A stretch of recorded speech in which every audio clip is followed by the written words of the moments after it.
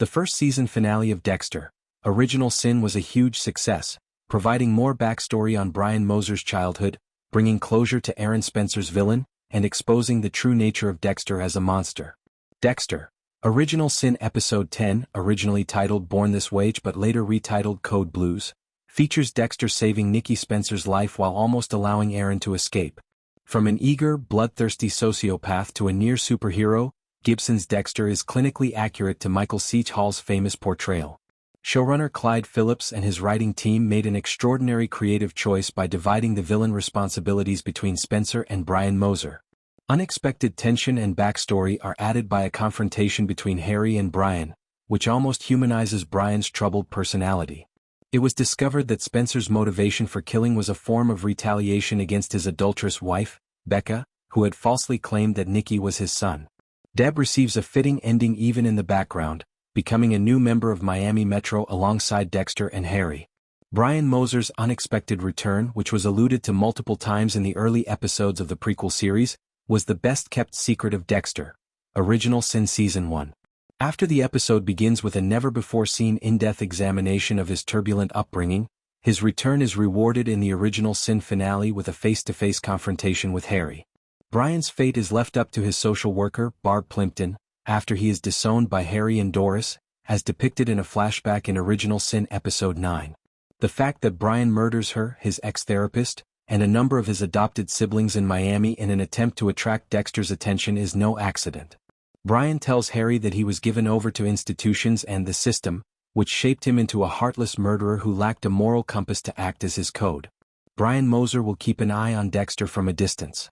He shouldn't play a significant part in Season 2 because he and Dexter don't formally get back together until 2006, when Dexter Season 1 is set.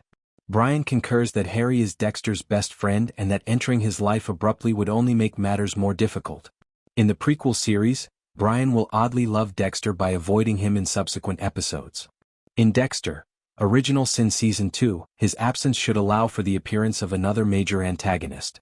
It's interesting to note that Spencer tells Dexter, if he only knew how his father failed him, which is exactly what Brian told Dexter about Laura Moser's truth. In the Original Sin finale, Brian is so compelling that Geo and other unfinished characters are insignificant in comparison. The excuse that Spencer's killing spree was clouded by anger would seem a little cheesy if Brian hadn't received such a compelling spotlight. The series was well positioned for a possible Dexter, Original Sin Season 2 after the Season 1 finale. Since Harry's character was not killed off in the episode as many viewers had anticipated, there is still a good deal of his backstory to explore. Season 2 is unlikely to have multiple timelines or as many flashback scenes to Dexter's early childhood now that Laura Moser's backstory has been resolved. As with many original series seasons, this will keep the show grounded in the present. The position of Miami Metro Homicide Captain is now vacant due to Spencer's passing, though it might not go to veteran original series Captain Thomas Matthews. Nevertheless, he has a better chance than ever of being cast in some way in Original Sin Season 2. This also begs the question of what other unique Dexter characters might surface, like the hilarious fan-favorite Sergeant James Dokes and Dr. Evelyn Bogel, who played a key role in creating Harry's code. Dexter Season 3 regular Miguel Prado was briefly seen kissing LaGuerta in one scene in the prequel series, suggesting a recurring role for him aside from Brian's incognito appearance in Dexter, Original Sin Episode 2. It's evident that Phillips and his writers have a solid understanding of the prequel series and are capable of creating new seasons that are either on par with or better than the original series, even though these plot and character elements are still up in the air.